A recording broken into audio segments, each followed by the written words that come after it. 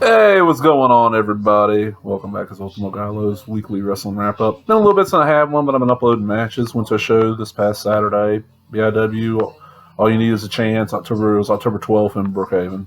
Whole show's up on the channel now, and there's two more matches coming because two of the matches got recorded in full HD with an additional camera I had with commentary. A couple buddies, Philip Cersei and Donovan More. Hopefully I got you. Yeah, got to be more. I don't have notes for this. I have notes for the shows. I don't have notes for this. But let's get on to the shows here. I'm sorry. Some of the stuff's like almost a week old, but hey, you get it when you get it. All right, we're going to start off. We got AEW Dynamite episode 2. I actually got this off TNT. Like, managed to juggle the DVR recordings because I realized, okay, a couple of these things being recorded on like Discovery and TLC. They air that shit like 12 times in one day. We can catch it, get it recorded later on. Got it. It was alright. The Young Bucks Private Party match. I'm like, oh man, it's the first match in the tag tournament. And I'm really going in thinking, okay, Private Party's getting ready to lose.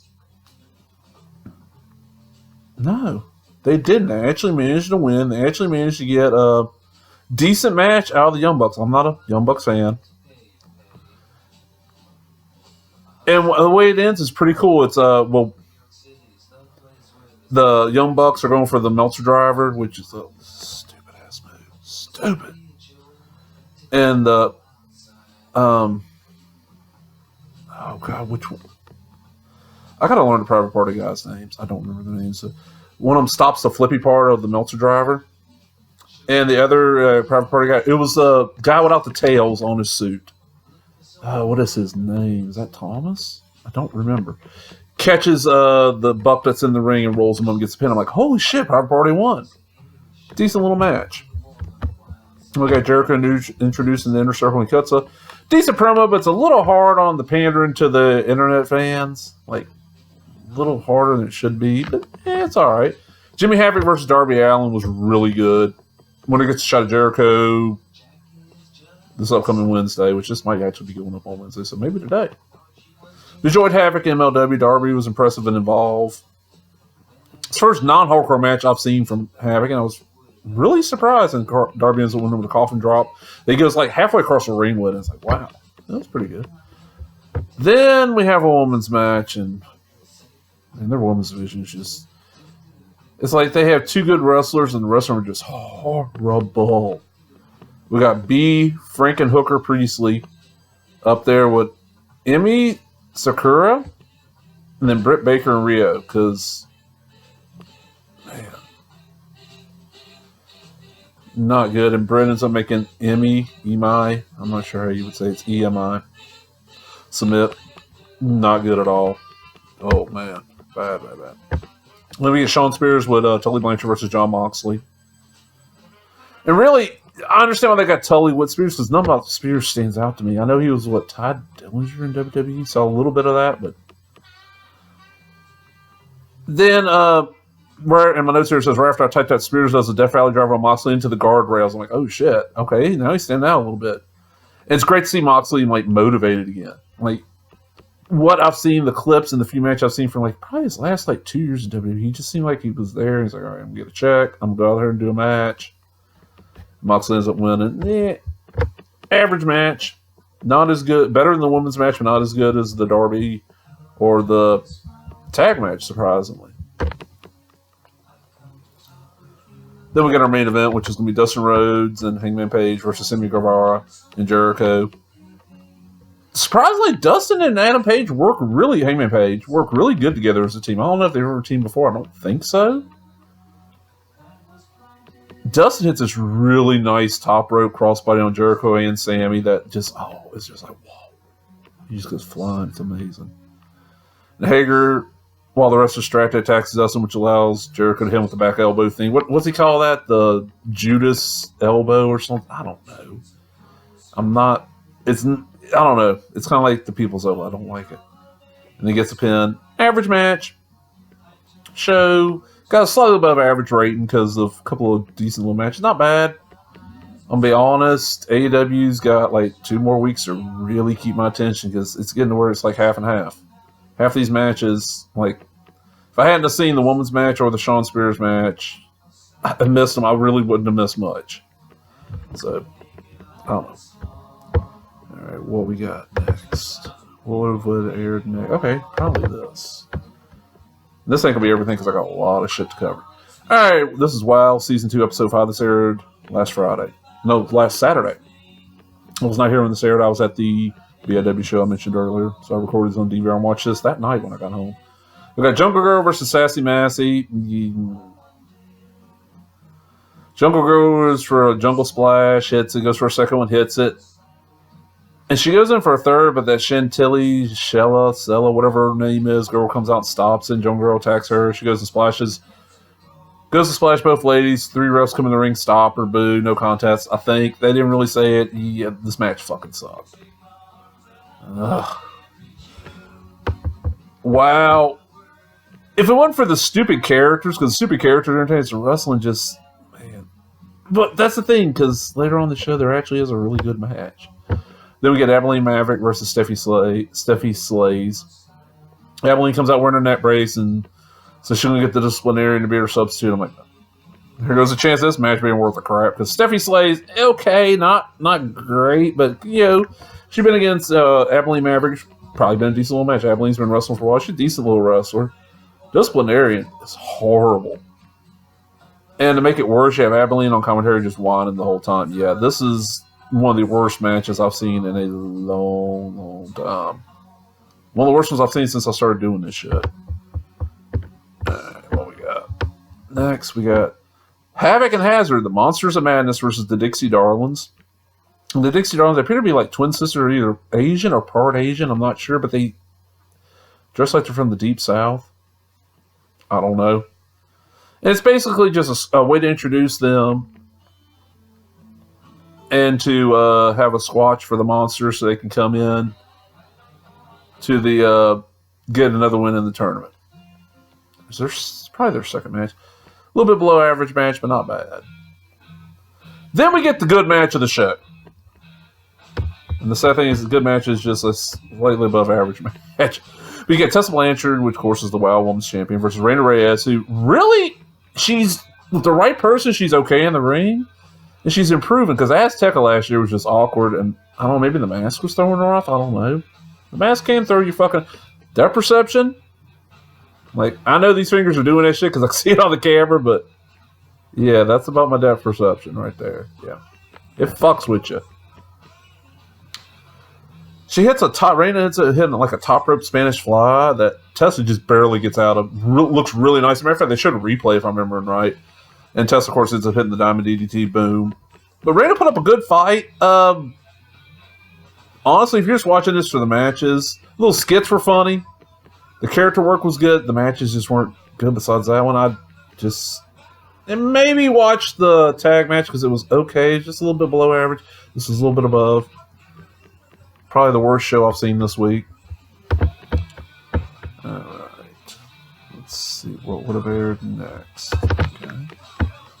Alright, this is Championship Wrestling from Hollywood, aired on October 12th on the Z Living channel. I'll end up watching it off of YouTube. Just look up Championship Wrestling presented by Pro Shingle. It's the Memphis airing of it. And it's got, you get everything from the one that airs on TV, and this airs on TV up there, but it also, they added in, you got Dustin Starr and Maria Starr's wife hosting it, and little segments with them.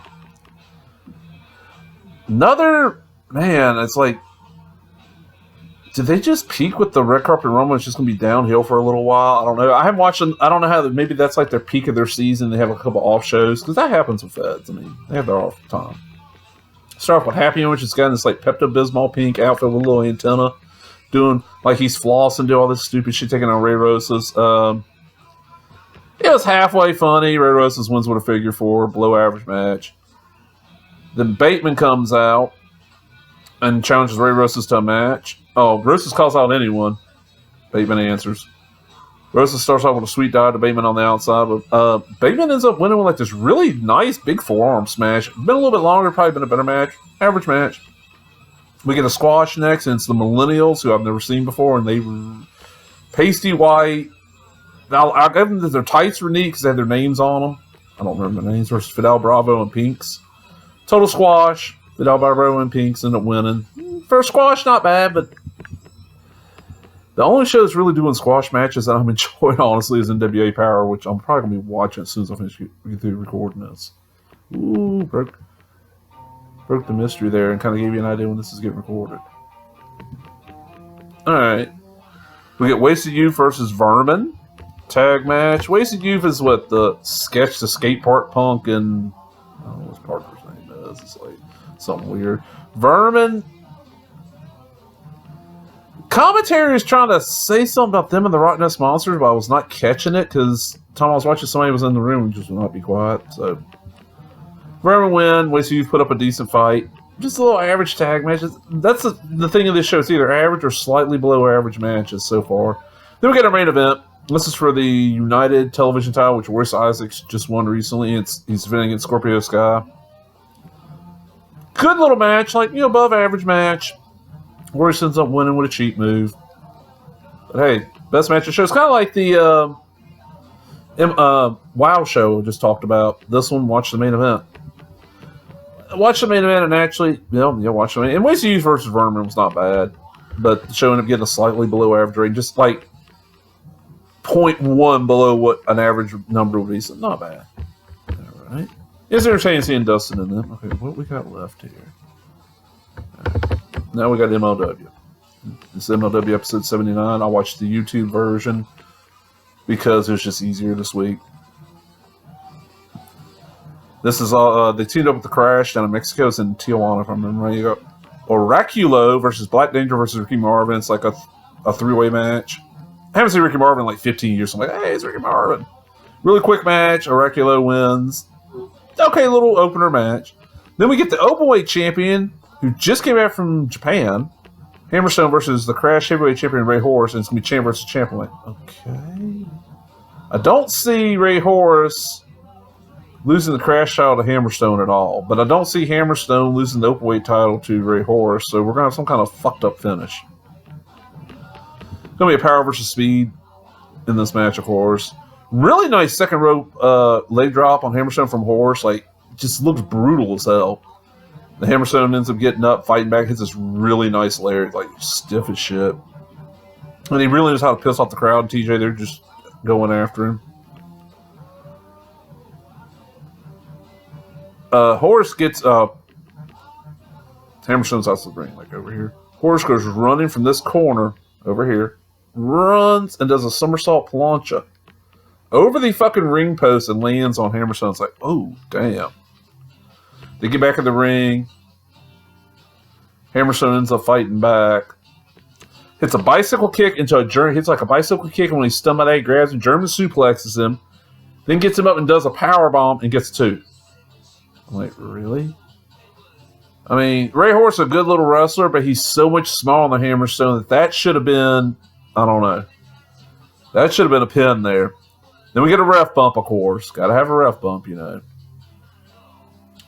they have a ref bump, and of course, that means Hammerstone gets a 3 count during it, but the ref doesn't see the count, so end up with a 450 from Horus. The ref's awake. Horus lands the 450 on Hammerstone. Should have been 3, but Holiday and MJF hit the ring, and they pull Horus out. Boom, DQ. Good little match. Wish I'd had to defend him. Of course, the way it was booked, you knew that wasn't going to happen. Then we got our main event, which was the Los Parks, LA Park, and El Hijo La Parca. I think it's El Hijo. Yeah, El Hijo's the one that teams up with him. Versus Dynasty, which is, of course, this version of Dynasty, the MLW Tag Champs. It's Holiday and MJF. Of course, tag title match, Lucha Rules. Crowd hates the living hell out of the Dynasty. And I'm wondering, like, where's Hammerstone? I know, I'm kind of surprised. We know he's at the show. I'm kind of surprised he ain't at ringside. FU chant started from the crowd once the Dynasty starts a pre-match promo, which is expected. Holiday's a lot better on the mic than most people give him credit for. Not as good as MJF, but better than a lot of wrestlers, especially down in MLW. The mic work is never really the best. Park Jr. cuts a promo in Spanish and gets censored like 3 or 4 times. Because I've never seen that much audio censoring at all on the... I've never seen any audio censoring on the YouTube version of MLW. See a little every once in a while on the TV version, but the crowd says that they never censor, and the crowd was just chanting FU very clearly right before, so I had no clue what he said. It was censored in a way where I couldn't even catch, like, through hearing anything before or after it. Lots of stalling. Like, lots of stalling. For the match finally starts, like, it feels like it's 8 minutes worth of stalling. Finally, it starts up. It's Holiday and the Park Jr. or El Hijo. The park that teams up with his daddy. Locking up. And Holiday's a lot better wrestler than I really thought, because this is the first time I really got a good look at him wrestling like this in a while. Like, Holiday is really good. And he's a lot stronger than he appears. LA Park gets tagged in. It's time for some ass whooping. I just love this old cranky beat the fuck out of everyone in LA Park. It's so entertaining. Another thing I noticed is, like, every time Park Jr.'s in the ring, he's constantly having to fix his mask. Like, he's constantly pulling at the eye holes, pulling at the chin part. I understand they moved. This one, thankfully, because of this, and the strings in the back, and I don't have to lace it up super tight, stays pretty good on me. MJF does something that really surprised me. He sacrificed one of his Burberry scarves to get a chance to choke the fuck out of Park Jr. Like, he gets in the ring, and somehow LA Park gets a hold of the scarf, and the ref's shoving him out of the ring because LA Park ain't supposed to be in the ring. So MJF, while the ref's holding LA Park from getting back over there, MJF's just choking the shit out of the younger part. Then him and Holiday end up hitting this nice double suplex where they get him, and then when they go back, his legs hit the rope, so they springboard off the rope a little bit, then drop him. Then they do like a little strut and dance and drop some elbows on him. LA Park gets tagged back then, beats the living hell out of Holiday. Both the parts end up doing suicide dives to the outside, and looks like LA Park hit his head on the guardrail. Dynasty back in the ring ends up hitting the start market crash, gets 3. Figure they weren't going to lose the belts here. Not Mexico. They'll probably lose them sometime soon. Above average match. Whereas Championship Wrestling from Hollywood got like 1 point below what an average rating would be. This one ended up getting like 1.5 points above what our rating would be. Just a little hair above. Good little show. Entertaining.